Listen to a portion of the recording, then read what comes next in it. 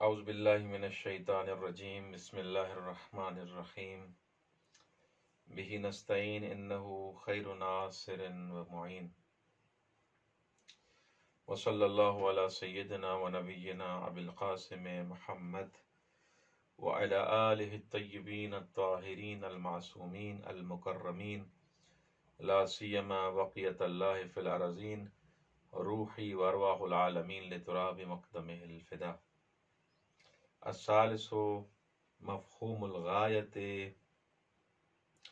اذا ورد التقیید بالغایت نحو واتم الصیام الى اللیل ونحو کل شیء حلال حتی تعرف انہ حرام بعینہ فقد وقع خلاف الاصولیین فیہ من جہتین.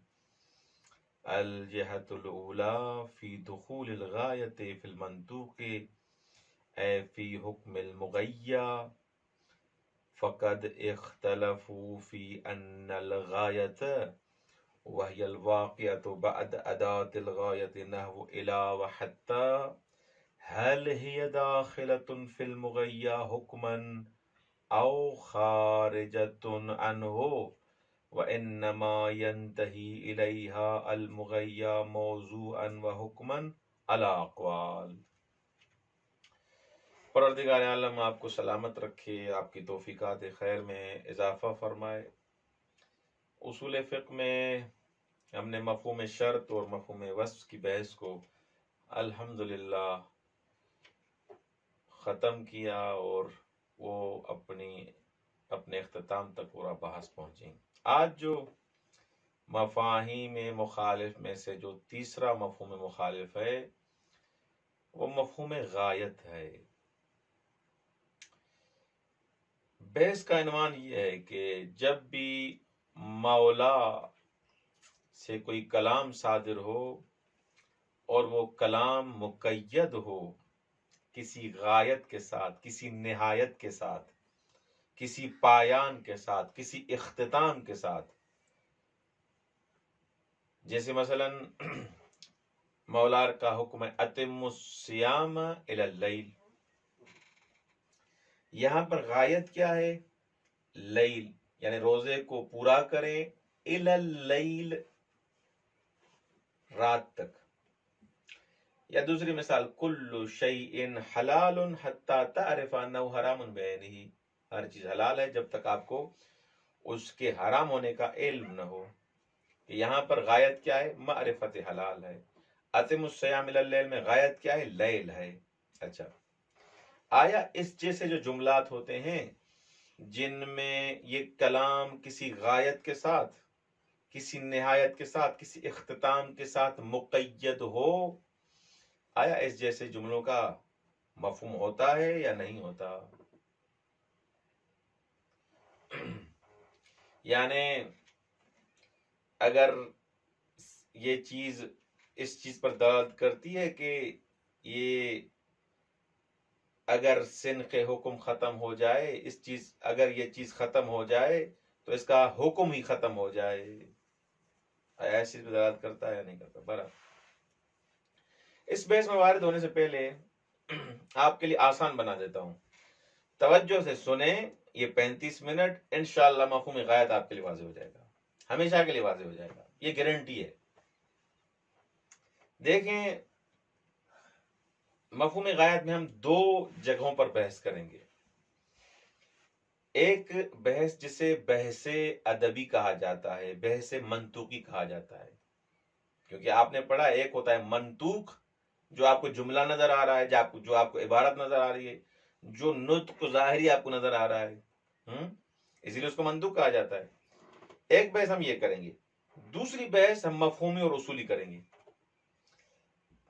اچھا، یہ جو ادبی بحث ہے، اصولی، یہ جو ادبی بحث ہے، منطوقی بحث ہے، اس کا کرنا ضروری ہے.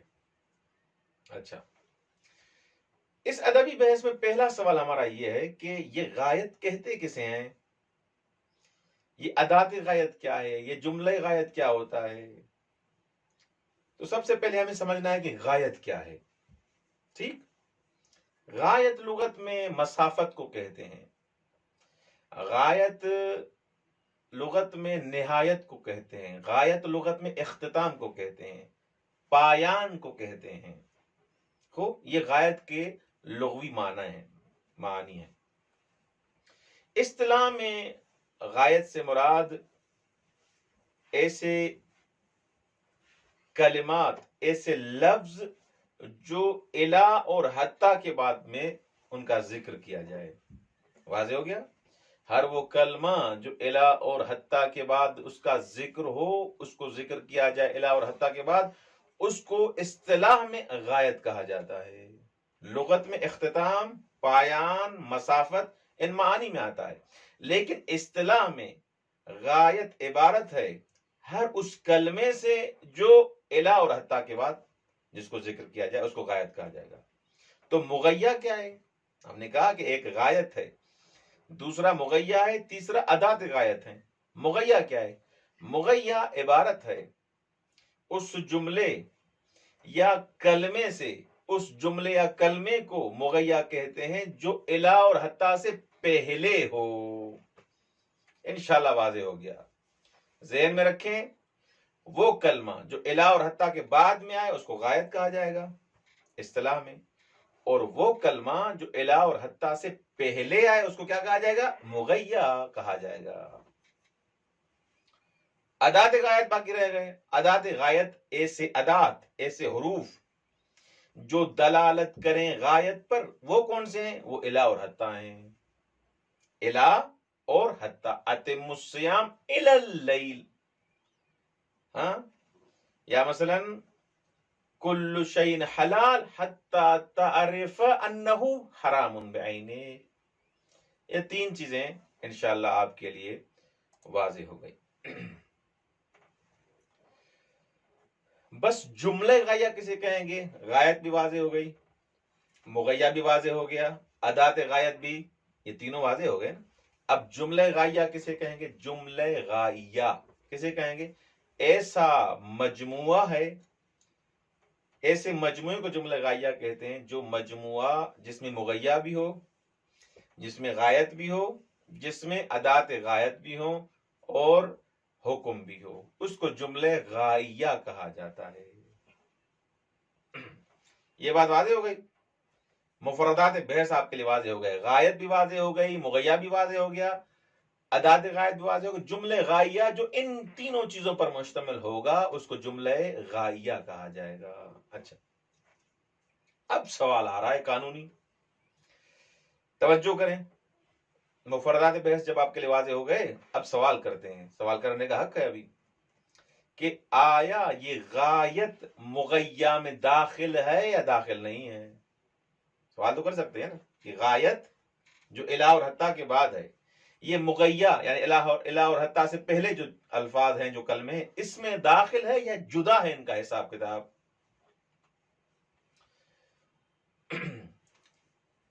موضوع کے اعتبار سے یہ تو قطعاً داخل نہیں ہے، کیونکہ مثلا کوئی کہتا ہے اتم الصیام الی اللیل، جیسے قرآن کی آیت ہے، یہاں لیل کا موضوع الگ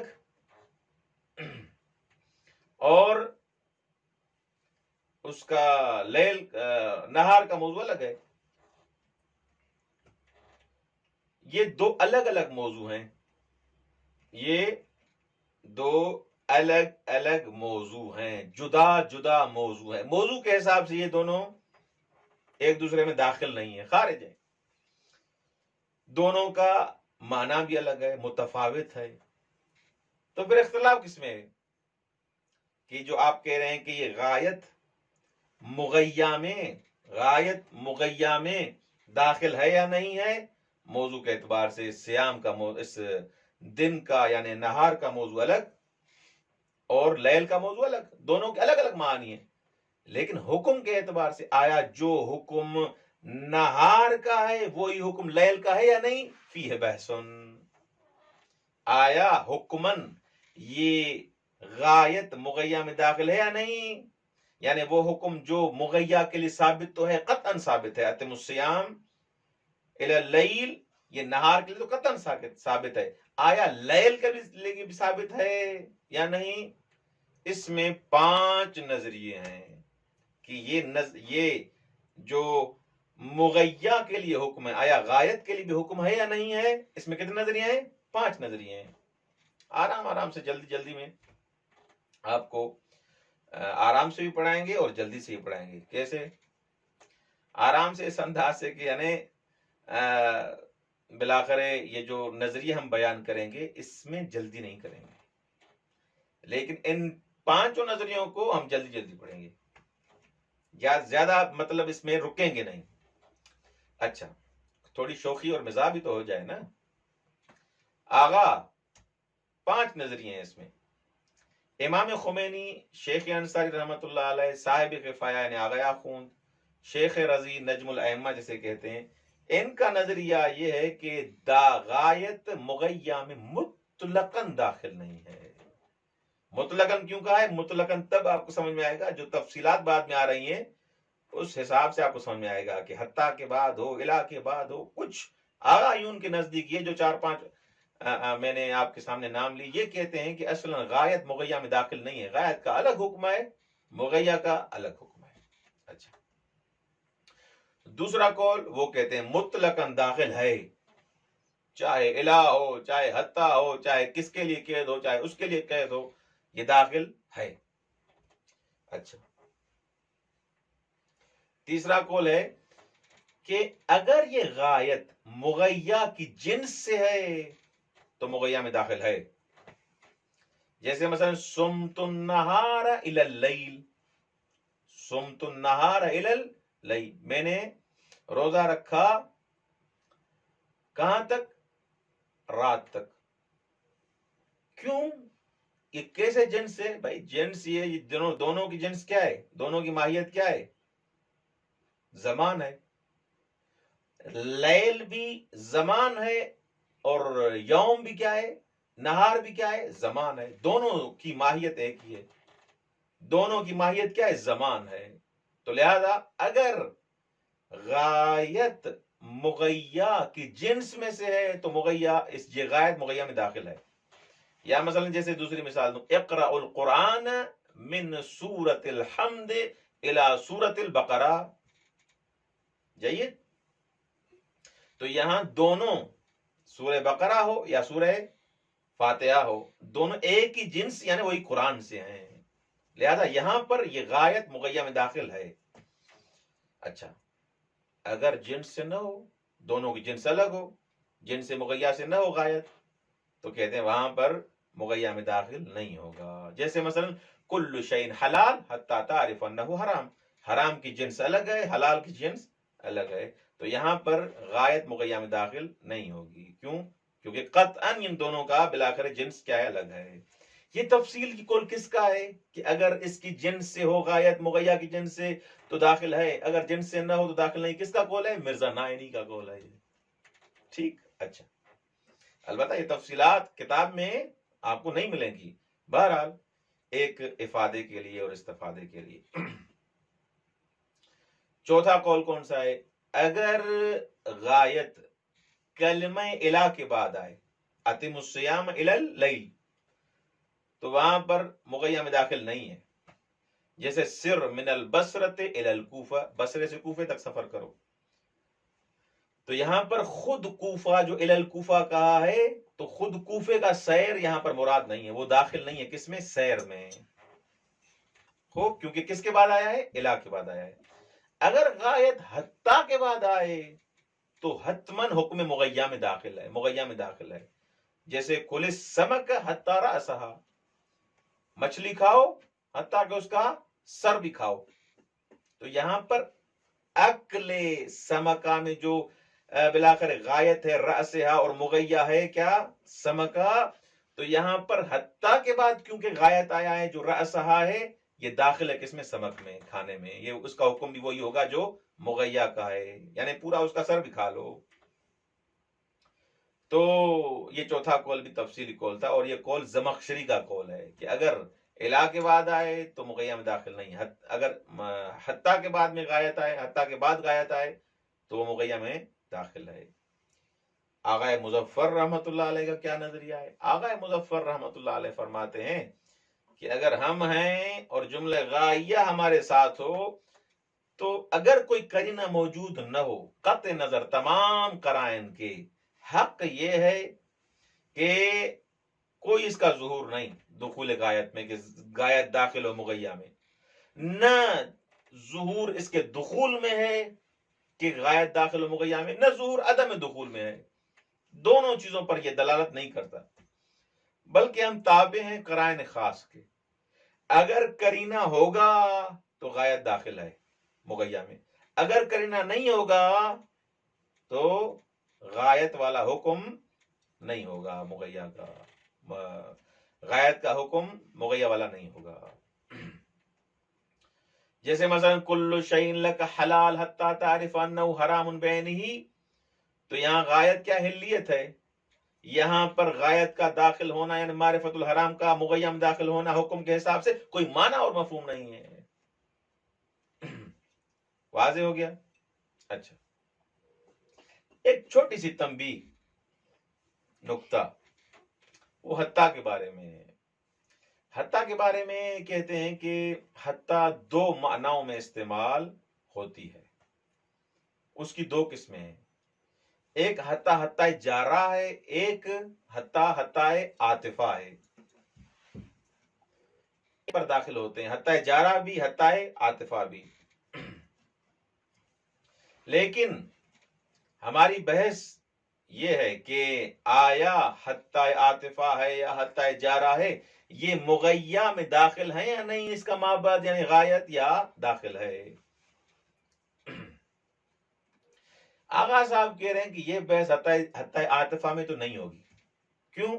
کیونکہ عاطفہ میں کام یہ ہوتا ہے کہ اس کو عطف کرنا ہے اس پر، تو بحث کس میں کریں گے اس پر، تو بحث کس میں کریں گے، یعنی حتیٰ عاطفہ تو داخل ہے قطعا، تو بحث کس میں، حتیٰ جارہ میں. کل السمک حتیٰ رأسہا ہو، یہاں پر بحث کس میں ہے، اس حتیٰ جارہ میں. یا مثلا بحث اکرم العلماء حتیٰ الفاسقین منہم، علماء کا احترام کرو حتیٰ کہ جو ان میں سے فاسق ہے ان کا بھی احترام کرو. خوب، تو آیا فاسقین کے لیے وہی حکم ہے جو علماء کے لیے، جو علماء عدول ہیں ان کے لیے جو حکم ہے وہی حکم ہے یا نہیں، ان فاسقوں کے لیے الگ حکم ہے. یہ بحثیں یہاں اصول میں کام آئیں گی. اگر انسان اصول پڑھا ہوا ہوگا تو مولا کے کلام کو بھی سمجھے گا کہ آیا مولا کا کلام یہ جو میں نے پڑھا، یہ جو میں نے سنا، آیا مولا کا کلام اس میں غایت مغیہ میں داخل ہے نہیں ہے. کتنی پیچیدہ بحثیں ہیں. ایسے لوگ کہہ دیتے ہیں کہ مثلا اصول پڑھنے کا کوئی فائدہ نہیں. کیسے فائدہ نہیں ہے، روایت پڑھو، یہ روایت اور قرآن تو پڑھ رہا ہوں میں، ان کو کیسے حل کرو گے؟ اگر داخل ہے تو اس کا حکم الگ ہے، اگر داخل نہیں ہے تو اس کا حکم الگ ہے. اپنی طرف سے جیب سے نکالو گے؟ نہیں، ملا کر بالدلیل. اچھا، بس حتیٰ اگر ہے، حتیٰ عاطفہ ہے، تو وہاں پر واجب ہے کہ غایت داخل ہو کس میں، مغیہ میں اساساً، کیونکہ عطف کا معنی ہی یہی ہے کہ اس کا معطوف علیہ والا کام ہوتا ہے. معطوف کو معطوف علیہ پر عطف کرتے ہیں تو اس کا حکم بھی وہی ہوتا ہے، وگرنہ عطف کرنا ہی کیا ہو جائے گا، غلط اور اشتباہ ہو جائے گا. جیسے مثلا اگر ہم نے کہا مات الناس حتی الانبیاء، ہاں، کہ بلاخر لوگ مر گئے حتیٰ کہ انبیاء بھی، اس کا مطلب یہ ہے کہ انبیاء بھی داخل ہیں اسی حکم میں جو دوسرے لوگوں کے لیے ہے، کہ انبیاء اتنے افضل باکرامت وہ بھی اس دنیا سے چلے گئے، تو ہم کہاں سے ہیں. تو یہاں پر کیا ہے، حتی الانبیاء میں حتیٰ عاطفہ ہے اور داخل ہے کس پر، اس کا حکم بھی وہی مغیہ والا ہے. اچھا، حتیٰ ترقی کا معنی بھی دیتا ہے، کیونکہ بلاخر حتی الانبیاء وہ جو اکمل اور افراد اور انسان جو بلاخر ضعیف ہیں، ناتوان ہیں، وہ بھی چلے گئے. ایک دفعہ ایسے ہوتا ہے، لیکن ایک دفعہ ہوتا ہے کہ اکمل افراد، قوی افراد، کہ وہ بھی چلے گئے. مثلا کبھی ایسا ہوتا ہے کہ حتیٰ عاطفہ میں غایت اسبق ہوتی ہے حکم کے اعتبار سے. جیسے مثلا مثال دوں، مثلا مات کل اب حتیٰ آدم، ہر باپ مر گیا حتیٰ کہ آدم علیہ السلام. آدم علیہ السلام اسبق ہے نا، وہ سب سے پہلے. تو اس حساب سے یہ اسبق حتی عطفہ میں. اچھا، یہ ایک مقام کے بارے میں ہم نے بحث کی ادبی حساب سے. اب بحث یہاں پر یہ کرنی ہے. اچھا، میرے خیال میں یہ جہت اولا کو پڑھ لیں، پھر جہت ثانیہ تک بعد میں پڑھتے ہیں کہ جملہ غائی کا مفہوم ہوتا ہے یا نہیں ہوتا. اس کے بارے میں انشاءاللہ بعد میں گفتگو کرتے ہیں. عبارت تطبیق کریں، میرے خیال میں اسے بہتر رہے گا. الثالث مفہوم الغایت اذا ورد التقیید بالغایت نحو واتم الصیام الى اللیل ونحو کل شیء حلال حتی تعرف انه حرام بعینه فقد وقع خلاف الاصولیین فیہ من جہتین. کہہ رہے ہیں کہ اگر بلاخر غایت سے مقید کیا جائے، اتم الصیام الی اللیل جیسے مثال ہے کل شیء حلال حتی تعرف انه حرام بعینه، یہاں پر اختلاف واقع ہوا ہے اصولیوں کے درمیان دو جہتوں کے حساب سے. الجہت الاولا، پہلی جہت کون سی ہے؟ فی دخول الغایت فی المنطوق ای فی حکم المغیا، کہ آیا غایت داخل ہے منطوق میں یعنی مغیا میں. مغیا سمجھ میں آ گیا نا، وہ چیز جو الا اور حتی سے پہلے جو کلمات ہیں ان کو مغیا کہتے ہیں، جو الا اور حتی کے بعد کلمات ہیں ان کو کیا کہا جاتا ہے؟ غایت کہا جاتا ہے. فقط آیا اس میں داخل ہے غایت یا نہیں؟ فقط اختلفوا فی ان الغایت، یہاں پر پہلی جہت میں کیا بحث کر رہے ہیں کہ غایت مغیہ میں داخل ہے یا نہیں ہے، غایت مغیہ میں داخل ہے یا نہیں ہے. دوسری جہت میں ہم یہ گفتگو کریں گے آیا جملے غائیہ کا مفہوم ہوتا ہے یا نہیں ہوتا. ابھی ہم جو پہلی جہت اور پہلے مقام پہ بحث کر رہے ہیں فقط یہ بحث کر رہے ہیں کہ آیا غایت مغیہ میں داخل ہے یا داخل نہیں ہے. آغا فراموش نہ کنید. وہی الواقعۃ بعد ادات الغایہ، یہ خود آغا تعریف کر رہے ہیں کہ غایت کسے کہتے ہیں؟ اسے کہتے ہیں جو ادات غایت کے بعد میں واقع ہو. ادات غایت کیسے ہیں؟ نہ وہ الا و حتی. حل ہی اختلاف کس میں بات میں کیا ہے؟ حل ہی داخلۃ فی المغیہ حکما او خارجۃ عنہ، آیا یہ غایت مغیہ میں حکم کے اعتبار سے داخل ہے یا خارج ہے مغیہ سے. وَإِنَّمَا يَنْتَهِي إِلَيْهِ الْمُغَيَّى مَوْضُوعًا وَحُكْمًا عَلَى أَقْوَالٍ. تو یہاں پر موضوع کے اعتبار سے، حکم کے اعتبار سے مختلف اقوال ہیں جو بھی بیان کرتے ہیں. منہا التفصیل، پہلا قول مثلا، البتہ اس میں جو دو قول میں نے بیان کیے وہ آقا نے ذکر نہیں کیے کہ مطلقاً داخل ہے، مطلقاً داخل نہیں ہے، مطلقاً داخل نہیں ہے. یہ قول کس کا تھا؟ امام خمینی اور دوسرے بزرگان کا تھا. ایک قول تھا کہ اصلا مطلقاً داخل نہیں ہے. اب تفصیل کے اقوال کی طرف آتے ہیں. التفصیل بین کونہا من جنس المغیہ فتدخل فیہ، تفصیل اس بات کے تفصیل اس کے درمیان کہ آیا یہ غایت جنس مغیہ سے ہے. من بین کونہا، تفصیل اس کے درمیان ہے کہ یہ غایت جنس مغیہ سے ہے. فتدخل فیہ، پھر غایت داخل ہے کس میں؟ مغیہ میں. جیسے سمت النہار الی اللیل. وبین کونہا من غیر جنسہ، اور تفصیل اس کے مابین ہے کہ یہ غایت غیر جنس مغیہ سے ہے. فلا تدخلو، تو پھر داخل نہیں ہوگی. کمثال کل شیء حلال، تو حتی تعرف انہ حرام، یہاں دونوں کی جنس الگ ہے لہذا یہاں داخل نہیں ہوگا. دوسری تفصیل، التفصیل بین کون الغایت واقعتا بعد الا فلا تدخل فی، اگر غایت الا کے بعد واقع ہو تو غایت داخل نہیں مغیہ میں. وبین کونہا، تفصیل دوسرا کس کے درمیان ہے؟ ایک تو یہ، دوسرا وبین کونہا واقعتا بعد حتی، کہ یہ غایت داخل ہو حتی کے بعد میں، حتی کے بعد یہ واقع ہو. فتدخلو، پھر یہ غایت داخل ہے کس میں؟ مغیہ میں. جیسے کل السمکۃ حتی راسہا، مچھلی کھاؤ حتی کہ اس کا سر بھی کھاؤ.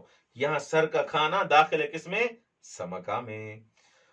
آغا صاحب کا نظریہ کیا ہے؟ آغا مظفر کا، آغا مظفر کا نظریہ، والظاہر، نظریہ ایسے ڈھونڈا جاتا ہے، والظاہر انہ لا ظہور لنفس التقیید بالغایہ فی دخولها فی المغیہ ولا فی عدمہ، کہ آغا کے فرماتے ہیں کہ کوئی ظہور نہیں ہے نفس تقیید کے لیے، تقیید بالغایت کے لیے، کہ آیا یہ غایت داخل ہے مغیہ میں یا نہیں. اس میں کوئی ظہور نہیں ہے کہ یہ مغیہ میں داخل ہے یا نہیں، اس میں کوئی ظہور، اس میں بھی ظاہر نہیں ہے.